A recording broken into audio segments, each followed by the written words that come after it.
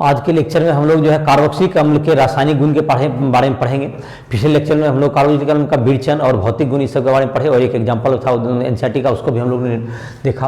आज हम लोग रासायनिक गुण के बारे में पढ़ेंगे। तो कार्बोक्सिलिक अम्ल में जो है तुमको कार्बोक्सिलिक अम्ल में ये काफ़ी क्रियाशील यौगिक होता है। तुमको इसका जो रासायनिक गुण पहला नंबर कर सकते हैं, जबकि तुमको CO यहाँ पर O है तुमको, और ये जो H आवंध है ये OH आवंध का विदलन, मतलब कि ये जो तुमको OH आवंध है तुमको COOH, जैसे कि तुम्हारा हो गया CO, या इस ढंग से लिख सकते हो COOH, ये आवंध का टूटना का विदलन। पहले अगर इसका टूट जाए, दूसरा तरीका हो सकता है तुमको, या तो तुमको इसमें जो है तुमको कि मतलब C से OH बॉन्ड एक साथ टूट जाए, तो इस तरह से क्या होगा तुमको अलग अलग इसको भाग में हम लोग पढ़ेंगे। तो पहले जैसे क्या हो गया तुमको, जैसे कि कोई एल्कोहलिक अम्ल है, कोई RCOOH है, तो ये तुमको अम्लीय प्रकृति का होता है। RCOH अम्लीय प्रकृति का होता है, अम्लीय प्रकृति का होता है। यह धातु के साथ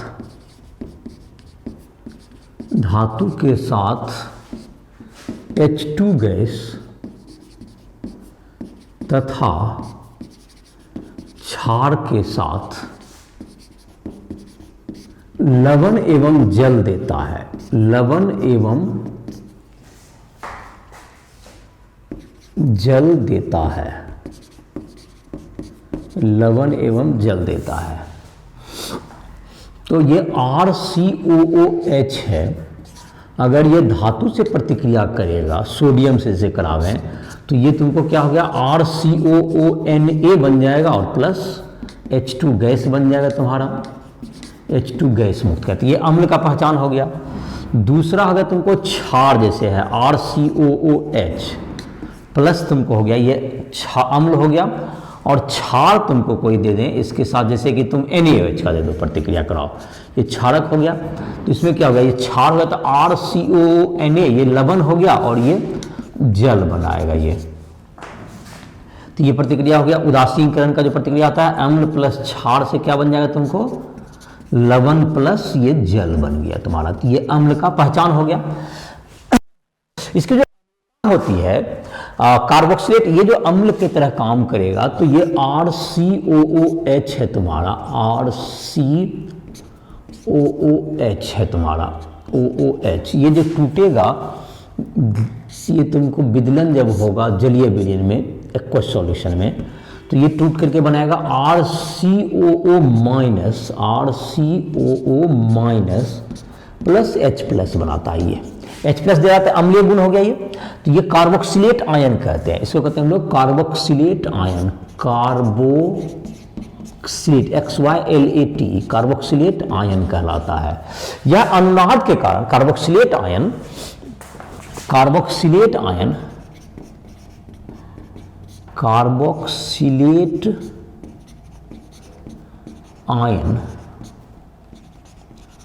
अनुनाद के कारण अस्थाई होता है। अस्थाई होता है इसलिए कार्बोक्सिलिक अम्ल की अम्लीयता, कार्बोक्सिलिक अम्ल की अम्लीयता अल्कोहल एवं फिनॉल से अधिक होती है। अल्कोहल फिनॉल एवं जल से अधिक होती है, जल से अधिक होती है। इसकी अम्लता अधिक होती है। तुमको ये कार्बोक्सिलेट, जैसे कि अनुनाद कैसा बनेगा इसको भी बना दे रहे हैं। देखो ये RCOO माइनस है, तो ये जो तुमको है ऋण आवेश है, ये तुमको यहाँ पर डबल बॉन्ड बनाएगा और यहाँ पर फिर चल जाएगा, दो इक्विवेलेंट स्ट्रक्चर बनेगा। तो क्या बन जाएगा, ये RC, यहाँ पर ये डबल बॉन्ड हो गया ये, और यहाँ की तरफ O माइनस, ये अनुनाद बनेगा। दोनों में तुमको एक जैसा ऋण आवेश तुमको क्या कहते हैं, एक जगह से दूसरा जगह वितरित हो जाता है, इसलिए ये तुमको ऋण आवेश का घनत्व तो कम हो जाता है, जिससे कि इसका कार्बोक्सिलिक आयन का स्थायित्व ज्यादा होता है और फलस्वरूप जो है कार्बोक्सिलिक अम्ल अधिक अम्लीय होते हैं। तो कार्बोक्सिलिक अम्ल अम्लीय क्यों होते हैं? बिकॉज कि इसका जो तुमको कार्बोक्सिलेट आयन है अनुनाद प्रभाव के कारण यह अस्थायी होता है। और अस्थायित्व का कारण क्या हुआ कि जो तुमको ऋण आवेश है, ऋण आवेश एक ऑक्सीजन के बजाय दूसरा ऑक्सीजन पर भी चला जाता है, जिससे कि उसका जो ऋण आवेश का घनत्व है कम हो जाता है, फलस्वरूप उसकी अम्लता बढ़ जाती है, फलस्वरूप उसका जो है अस्थायित्व बढ़ जाता है और उसकी अम्लता बढ़ जाती है। तो ये हुआ तुम्हारा अम्लता का कारण हो गया।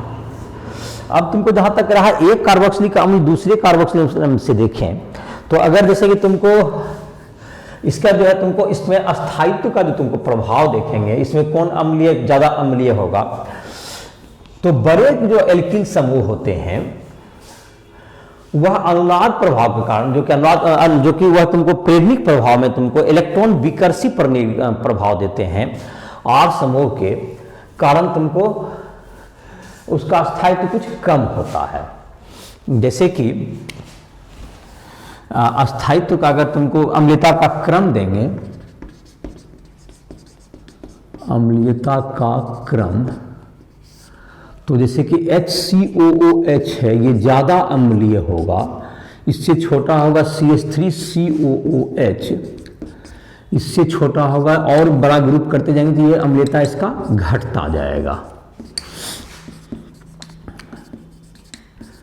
तो ये बड़ा ग्रुप होते जाता है, इसका अम्लता कम होते जाता है। इसका क्या कारण होगा? तो बड़े ग्रुप में जैसे है तुमको आर ग्रुप का बड़ा होना, जैसे कि यहां पर एक चीज जो हम लोग जैसे आर ग्रुप है यहां पर COO माइनस, तो ये आर ग्रुप का जो है तुमको ये जो प्रेरणिक प्रभाव है, आर ग्रुप क्या होता है? इलेक्ट्रॉन विकर्षी प्रेरणिक प्रभाव। बड़े समूह का, बड़े एल्किन समूह का ये तुमको ये जो आर का प्रेरणिक प्रभाव है, ये इसके स्थायित्व को कम करता है। तो आर समूह का, बड़े एल्किन समूह का, बड़े एल्किन समूह का इलेक्ट्रॉन विकर्षी प्रेरणिक प्रभाव, इलेक्ट्रॉन विकर्षी प्रेरणिक प्रभाव उसकी अम्लता को घटाती है, अम्लता को घटाती है। जैसे मतलब बड़ा एल्किल ग्रुप होता है तो इसका जो प्रेरणिक प्रभाव ये बढ़ता जाता है, मतलब कि ये जो तो उनको आर जितना बड़ा ग्रुप होगा ये ऋण आवेश उतना अधिक देगा इलेक्ट्रॉन, तो इसका स्थायित्व उतना ही अधिक कम होता जाएगा, और यही कारण है। अब लेकिन तुमको जैसे कि जो कि तुमको इलेक्ट्रॉन आकर्षित प्रेरणिक प्रभाव देने वाले समूह, जैसे देखो इलेक्ट्रॉन विकर्षी वाला तो घटाएगा, लेकिन आकर्षी, इलेक्ट्रॉन आकर्षी प्रेरणिक प्रभाव देने वाला समूह अम्लता को बढ़ाता है, अम्लता को बढ़ाता है। जैसे कि तुमको जो कि अपने तरफ इलेक्ट्रॉन खींच सकता हो, जैसे कि फॉर एग्जांपल जैसे तुमको सबसे जैसे F है, अगर F जो फ्लोरीन का इलेक्ट्रॉनिटी सबसे अधिक होता है तो CF3, और इसमें अगर COOH हो जाए तो ये F जो है अपना क्या करता है, F अपना इलेक्ट्रॉन को और अपनी ओर खींचेगा। जैसे F है तो ये इलेक्ट्रॉन को अपनी ओर खींचता है, यहाँ भी F3F है तो जाहिर है कि ये सबसे ज़्यादा होगा F में। उसके बाद तुम जैसे जाओगे तो अगर 2F रहेगा तो वो जाहिर है कि क्या होगा, तुमको ज़्यादा एक कम हो जाएगा इसका, जैसे कि 2, अब 1F के बजाय 2F कर दिया, यहाँ पर Cl करें, Cl का कम होता है, Cl का जो इलेक्ट्रॉन विकर्षी प्रेरणिक प्रभाव ये कम होता है, तो इसमें क्या होगा, इसकी अम्लता उससे कम होगी। अब 3 के बजाय 2 आ जाए तो और कम हो जाएगी थोड़ा सा, जैसे ये Cl दो तरफ से ही जुटेगा तो ये इसका कम हो जाएगा, CH2COOH दो तरफ का, अब दो तरफ के बजाय एक तरफ हो जाए Cl खाली CH2, तो ये तुम्हारा इसकी अम्लता और उससे कम होगी। अब नहीं रहेगा तो जाहिर है कि इसका कम होगा, CH3COOH, और Cl से कभी कम होता है Br का, Br से कम I का। तो इस तरह से ये इलेक्ट्रॉन आकर्षित प्रेरणिक प्रभाव देने वाले ग्रुप क्या करते हैं, जैसे यहाँ फ्लोरीन का तीन तरफ से ज़्यादा द्वितीयक है, ये ज़्यादा हुआ, क्लोरीन का उससे कम होता है, ब्रोमीन का उससे कम होता है, एक हो गया तो उससे घटते चला गया। तो ये ढंग से तुमको क्या हो गया, ये जो तुमको जितना आकर्षित प्रभाव देने वाला समूह रहता है वो क्या करता है, इसकी जो अम्लता है उसको बढ़ाता है, और जो बड़े ग्रुप होने पर उसकी अम्लता घटती है, क्योंकि वो इलेक्ट्रॉन विकर्षी प्रेरणिक प्रभाव देगा। और इन समूह के बारे में अगर तुमको इलेक्ट्रॉन राइसफील्ड के जो ऐप है उसका जो तुमको क्लास 11 का जो लेक्चर होगा उसमें तुम जाकर के देख सकते हो इस प्रेरणिक प्रभाव इन समूह के बारे में। जहां तक कि रहा बेंजोइक अम्ल का, बेंजोइक अम्ल जो है तुमको अपने अनुनाद प्रभाव के कारण यह कम अम्लीय होगा एक्सपेक्टेशन से, और जो कि इलेक्ट्रॉन जो कि तुमको इसका देख लेते हैं प्रेरणिक प्रभाव, बेंजोइक अम्ल है जहां तक है। तो बेंजोइक अम्ल में क्या होगा, तुमको बेंजोइक अम्ल की अम्लता का बात करें, बेंजोइक अम्ल तुमको यहां डबल बॉन्ड दीजिए, यहां पर डबल और यहां पर डबल। बेंजोइक अम्ल में COOH है यहाँ पर, तो ये जो तुम्हारा है यहाँ पर जाएगा तो ये O- हो जाएगा। तो ये जो तुम्हारा होगा बेंजोइक अम्ल में पहले, अच्छा इसको बेंजोइक अम्ल का सोडियम बेंजोएट आयन बना लो। अच्छा इसको एक स्टेप और रोकिए, बेंजोइक अम्ल का लेते हैं।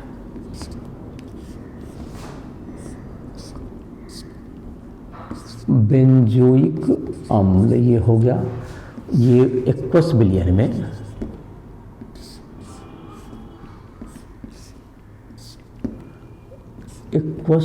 में क्या हो जाएगा, ये COO- बनाएगा और H+। तो इसका अनुनाद प्रभाव देखते हैं क्या होता है। इसमें अनुनाद प्रभाव में क्या होगा, इसमें ये यहाँ चला जाएगा, ये यहाँ चला जाता है, इसमें जो ऋण आवेश है और बढ़ गया। अनुनाद प्रभाव में देख लो, इसे तुमको बनाने के लिए जैसे एक बना के दिखाते हैं, बाकी तुम बना लोगे।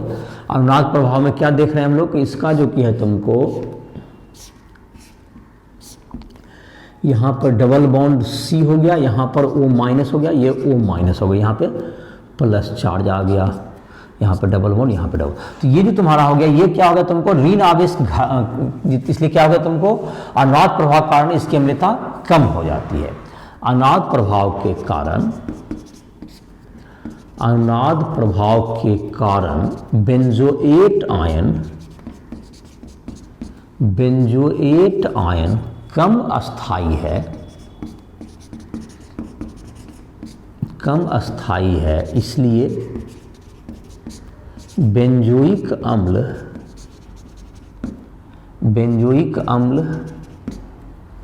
भी कम अम्लीय होता है। ये तुमको अनुनाद प्रभाव का इसकी अम्लता क्या होती है, घट जाती है। और जहां तक कि इलेक्ट्रॉन देने वाला समूह, इलेक्ट्रॉन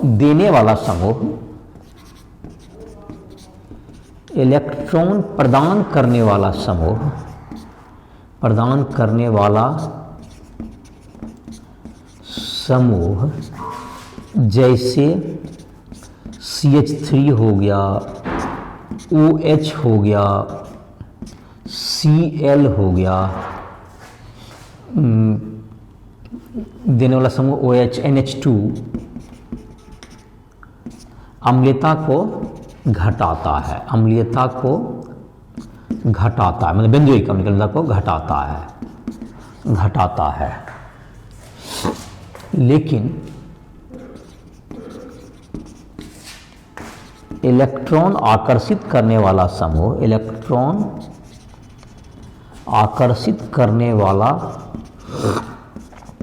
समूह जैसे NO2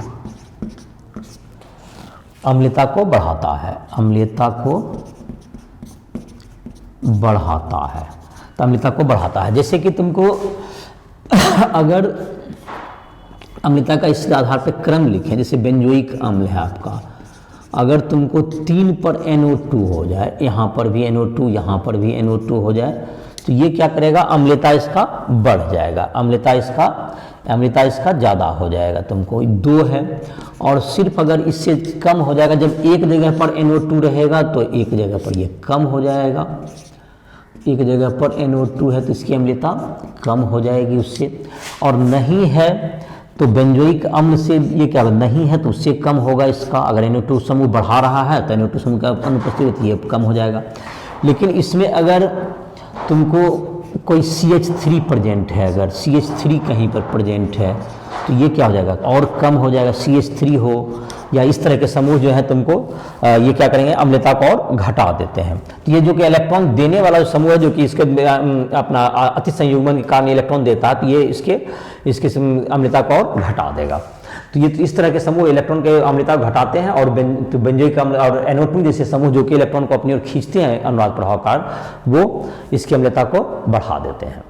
तो ये तुम्हारा हो गया अम्लता का मतलब कि ये तुमको कार्बोक्सिलिक अम्ल की अम्लता हो गई।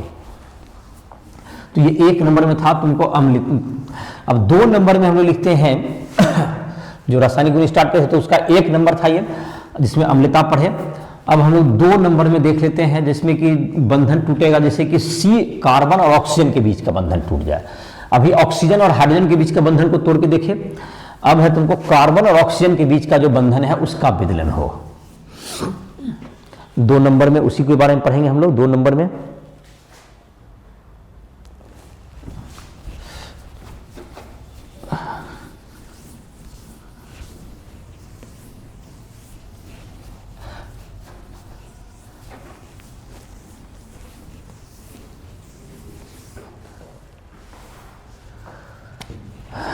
नंबर 2 COH आबंध का विदलन। COH का आबंध का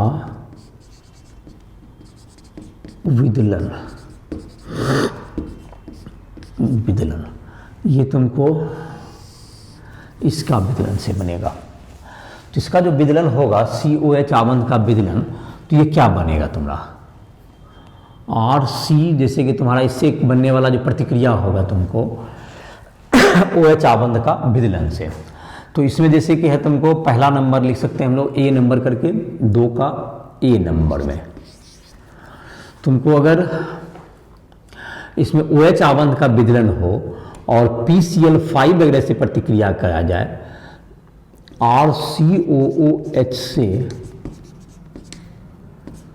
PCl3, PCl5 या थायोनिल क्लोराइड SOCl2 की प्रतिक्रिया से एसिल क्लोराइड प्राप्त होता है,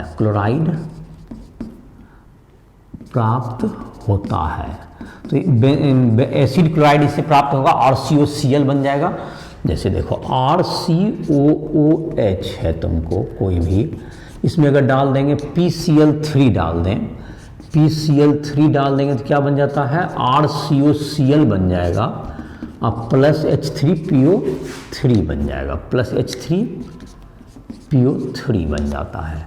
और अगर तुमको CH3COCl में, जैसे कि इसका एक उदाहरण के रूप में PCl5 डाल देंगे, PCl5 वही डाल सकते हैं, तो क्या बन जाएगा, CH3COCl बन जाएगा, प्लस POCl3 बन जाएगा और HCl बन जाता है तुमको। या थायोनिल क्लोराइड भी आप डाल सकते हैं, जैसे कि चलिए इसमें डाल देते हैं CH3 CH2COOH, इसमें डालिए PSOCl2 SOCl2, क्या बन जाएगा हमको CH3 CH2COCl plus SO2 plus HCl। तो ये एसिल हैलाइड बनाने के काम में ये आएगा। OH आबंध यहाँ से टूट जाता है जब Cl के द्वारा रिप्लेस हो गया, और दूसरा भी हो सकता है ये रिप्लेस हो जाएगा। तो ये तुमको इस तरह से ये बन जाएगा। एसिल हैलाइड बनाने का ये विधि हो, विरचन हो गया, एसिल हैलाइड का ये विरचन भी हो गया। दूसरा B नंबर में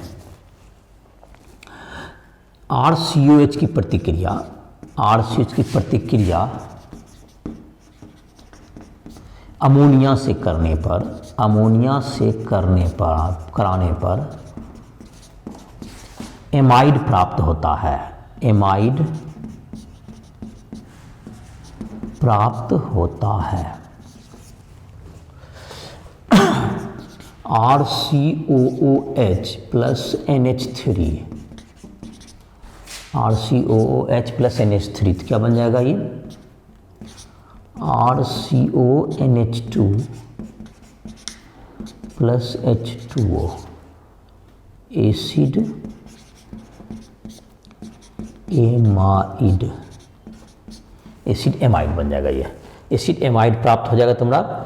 और ये एसिड एमाइड हो गया, दूसरा हो गया तुम्हारा ये एसिड एमाइड बन गया तुम्हारा। तीसरा नंबर, अब जैसे तुमको इससे हम लोग और भी जो कि व्युत्पन्न है, जैसे कि ईस्टर बना सकते हैं, एनहाइड्राइड बना सकते हैं, इससे ए बी हो गया। सी नंबर में बना लेते हैं हम लोग, ईस्टर बनाते हैं। देखो एल्कोहल से जब प्रतिक्रिया कराएंगे कार्बोक्सिलिक अम्ल का, तो उससे क्या बन सकता है हमारा, ईस्टर बन जाएगा। तो सी नंबर में लिख लेते हैं इसको, सी नंबर में, 2 का सी नंबर है ये। अल्कोहल के साथ कार्बोक्सिलिक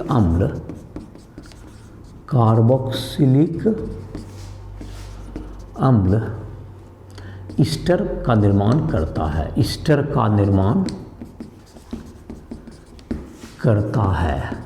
इसमें उत्प्रेरक के रूप में अम्ल डाल सकते हो, तो RCOOH प्लस R-OH, इसमें H2SO4 वगैरह डाल दीजिए, तो ये बन जाएगा यहाँ से OH हट जाता है, यहाँ से OH हट जाएगा और उसका जगह कौन ले लेगा, RCOR- ले लेगा। यहाँ पर RCOR, यहाँ से OH बॉन्ड टूट के प्लस वाटर यहाँ बन गया, ये ईस्टर हो गया, ईस्टर हो गया।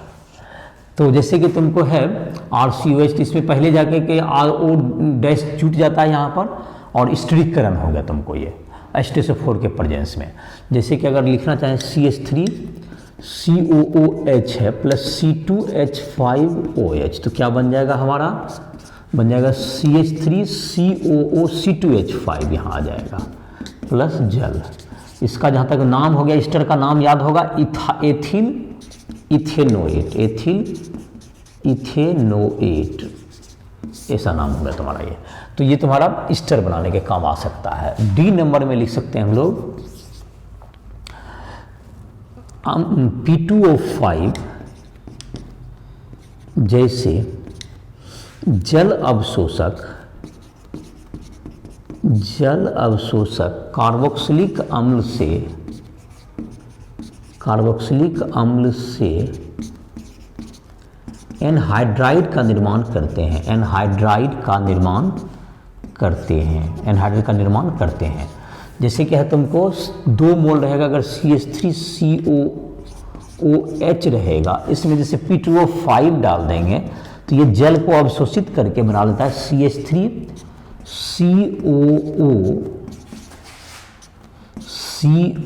और इधर CH3 प्लस वाटर, ये बन जाएगा एस्टिक। ये हो गया तुमको इथेनोइक एनहाइड्राइड, इसको कहते हैं लोग, 2 कार्बन है, या इथेनोइक एनहाइड्राइड का निर्माण करेगा। ये तुम्हारा बन गया, इसमें जल अवशोषित करके एनहाइड्राइड का निर्माण करेगा। तो ये तुम्हारा हो गया एनहाइड्राइड का, ये तुम्हारा, इसका जो है तुमको सी कार्बन और ऑक्सीजन बंध का विदलन से ये बना प्रतिक्रिया, 4 प्रतिक्रिया लिखे, 4 तरह का प्रतिक्रिया इसमें आया। अब है तुमको जैसे कि तीसरा नंबर में आएगा, तीसरा नंबर में जो प्रतिक्रिया आएगा जिसमें है तुमको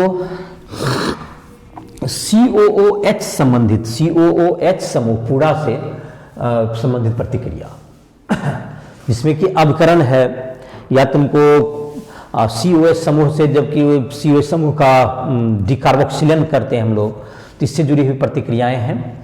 तो जैसे कि हो गया तीसरा नंबर, तीसरा नंबर में आ जाएगा COOH समूह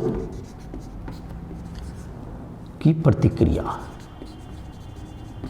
इसमें जो है ए नंबर में आ गया अवकरण, अवकरण RCOOH के अवकरण से पहले RCHO मतलब एल्डिहाइड जो पुनः अपचयित होकर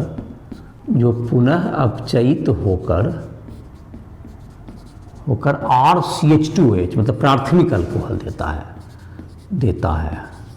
मतलब कि पहले कार्बोक्सिलिक अम्ल है, इसका अगर अवकरण होगा एक चरण में RCOOH से बन जाएगा, तुमको पहले जो है अपचयन जो है हाइड्रोजन जोड़ेंगे तो ये बन जाएगा एल्डिहाइड बनता है ये, और इसका पुनः अवकरण होगा, पुनः अवकरण अगर और होगा तो ये एल्कोहल बन जाता है RCH2OH एल्कोहल, ये एल्डिहाइड और ये कार्बोक्सिलिक एसिड, तो ये तुम्हारा बनेगा। तो इसमें जैसे कि अगर तुमको पावरफुल ऑक्सीडाइजिंग एजेंट जैसे डाल देंगे तो पावरफुल ऑक्सीडाइजिंग एजेंट जैसे RCOOH अगर बन गया तुमको RCOOH हो, जैसे पावरफुल ऑक्सीडाइजिंग एजेंट जैसे कि LiAlH4 डाल देंगे LiAlH4, तो ये तुमको सीधे जाकर के कहाँ पर रुकेगा, तुमको RCH2OH पर ही ये अवकरण के बाद रुकेगा।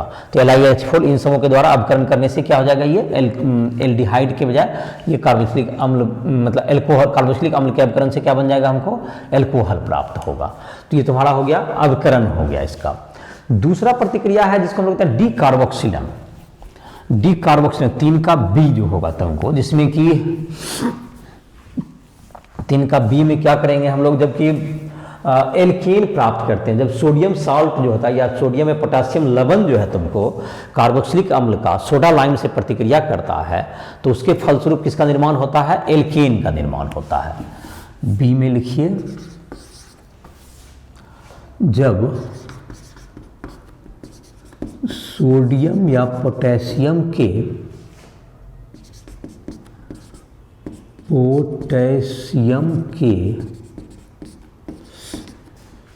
लवण NaOH प्लस CaO जिसको हम लोग कहते हैं सोडा लाइम से प्रतिक्रिया करते हैं, सोडा लाइम से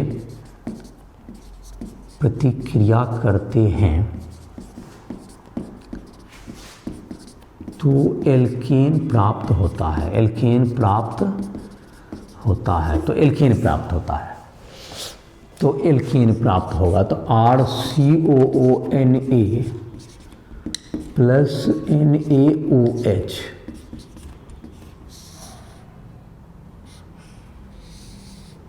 इससे क्या बन जाएगा तुमको, RH प्लस Na2CO3, ये हो गया एल्केन।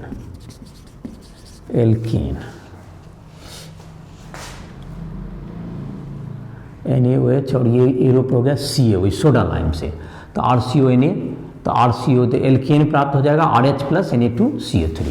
जैसे कि अगर बेंजीन में भी ये लिखते हैं CH6H5COONA अगर है तो तुमको बेंजीन भी प्राप्त हो सकता है इससे, NaOH और यहाँ पर CaO है तो C6H6 मतलब क्या प्राप्त हो गया आपको, बेंजीन प्राप्त हो जाएगा, प्लस C6H5H तो ये बेंजीन भी मिल सकता है इससे। ये तुमको नहीं तो अगर देंगे CH3 देंगे तो CH4 मिल जाएगा, C2H5 देंगे तो C2H6 एथेन मिल जाएगा। इस तरह से हम लोग इसका निर्माण कर सकते हैं, डीकार्बोक्सिलन प्रतिक्रिया कहते हैं इसको, ये COH ग्रुप का हटना, तो इससे तुमको एल्केन का प्राप्ति हो जाएगा। अब जहाँ तक कि चौथा नंबर में तुमको होता है, जबकि एल्कील समूह में तुमको प्रतिस्थापन प्रतिक्रिया, जिसमें कि है हेल बोल्हार्ड जेलेंस्की प्रतिक्रिया है, और इलेक्ट्रोफिलिक जो इलेक्ट्रॉन रागी प्रतिस्थापन प्रतिक्रिया जो बेंजीन का होता है, इसमें उस दोनों के दिए जा सकते हैं। तो हेलोजन पार्ट में मतलब कि किस पार्ट में हो गया तुमको, एल्कील पार्ट में, एल्कील भाग में चौथा नंबर का ए कर सकते हैं।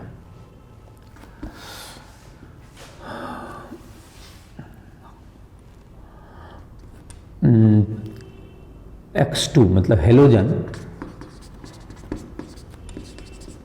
X2 फास्फोरस की उपस्थिति में, फास्फोरस की उपस्थिति में COOH समूह के बगल वाले कार्बन से हाइड्रोजन को प्रतिस्थापित कर देता है, प्रतिस्थापित कर देता है। इसको हम लोग HVZ प्रतिक्रिया कहते हैं, हेल्महोल्ट्ज़-जेलेंस्की प्रतिक्रिया, HVZ प्रतिक्रिया इसको कहते हैं। जैसे कि यहाँ प्रतिक्रिया लिखते हैं CH3COOH, इसमें डाल देते हैं X2 लाल फास्फोरस के उपस्थिति में, रेड या लाल फास्फोरस लिख दीजिए यहाँ पर, लाल फास्फोरस की उपस्थिति में। तो क्या बन जाएगा यहाँ पर CH3 हो गया तो CH2X हो जाएगा, ये CH2X, ये हो गया COOH, यहाँ पर से ये HVZ प्रतिक्रिया हो गया। ए नंबर। बी नंबर जब तुमको वलय पड़े, मतलब क्या कह सकते हैं, वलय मतलब कि बेंजीन रिंग से प्रतिस्थापन,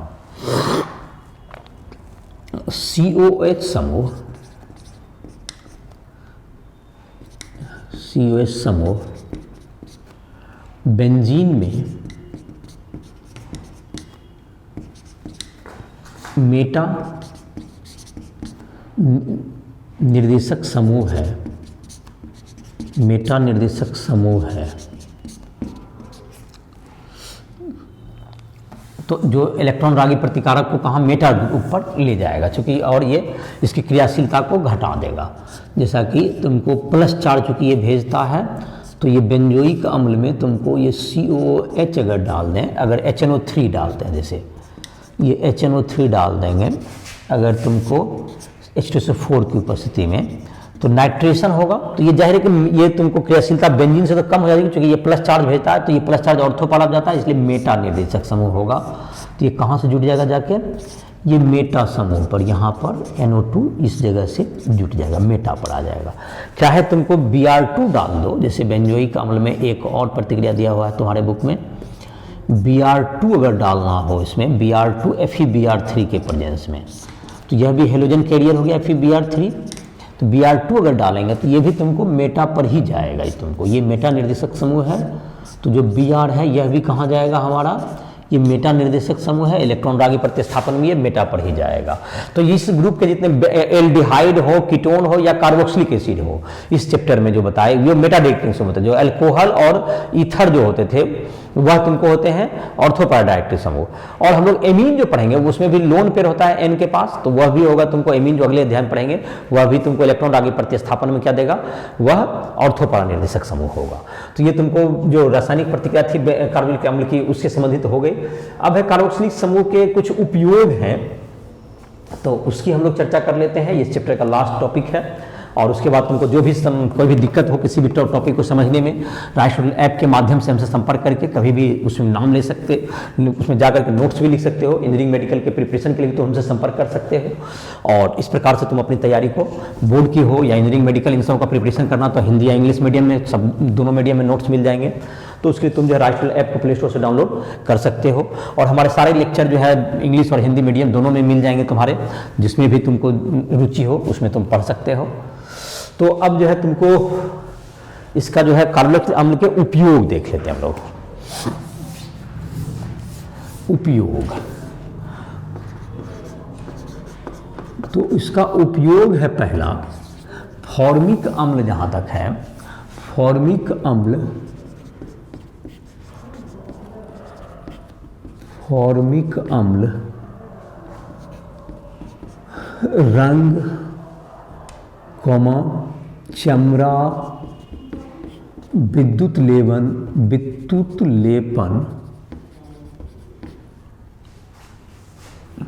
में काम आता है फॉर्मिक अम्ल का। एसिटिक अम्ल जहाँ तक है तुमको, एसिटिक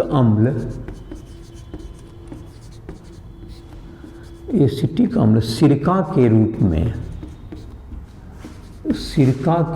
में खाने के काम आता है। तो ये एसिटिक अम्ल हो गया। तीसरा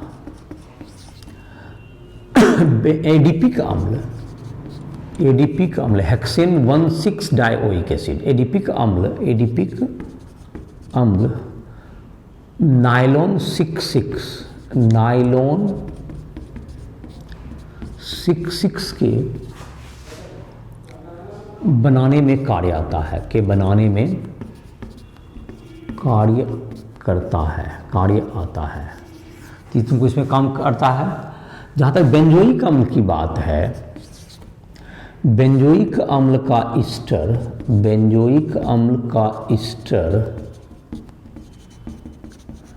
सुरुचिपूर्ण सुगंध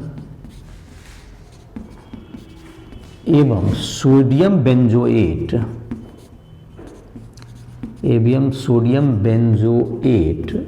C6H5CONA खाद्य परिरक्षक के रूप में कार्य आता है। खाद्य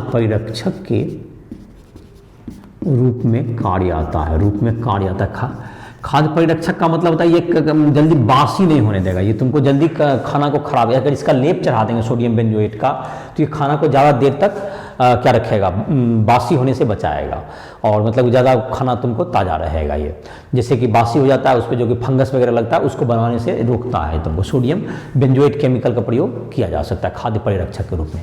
तो ये तुमको हो गए इसके जो है कार्बोनिक अम्ल के उपयोग। तो इस चैप्टर के हम लोग सारे टॉपिक हम लोग डील कर लिए, और किसी भी जो एनसीईआरटी का क्वेश्चन हो या किसी भी प्रकार का क्वेश्चन बना रहे हो, या तुमको जो भी किसी भी टॉपिक से पढ़ना हो फिजिक्स केमिस्ट्री या मैथ में, तो हमसे राइट विल ऐप के माध्यम से हमसे समय लेकर के कभी भी पढ़ाई कर सकते हो, या वहाँ पर लाइव क्लासेस भी वहाँ पर ज्वाइन कर सकते हो। तो ऐप को प्ले स्टोर से डाउनलोड करके उसमें नोट्स हो, या तुमको क्या कहते हैं हमसे संपर्क करना हो, कोई भी टॉपिक में डिस्कस करना हो, या तुमको क्वेश्चन बोर्ड के डिस्कस करने हो या एक्सरसाइज के एनसीईआरटी के, उसके लिए तुम हमसे संपर्क कर सकते हो। तो इसी के साथ इस लेक्चर को समाप्त कर रहे हैं।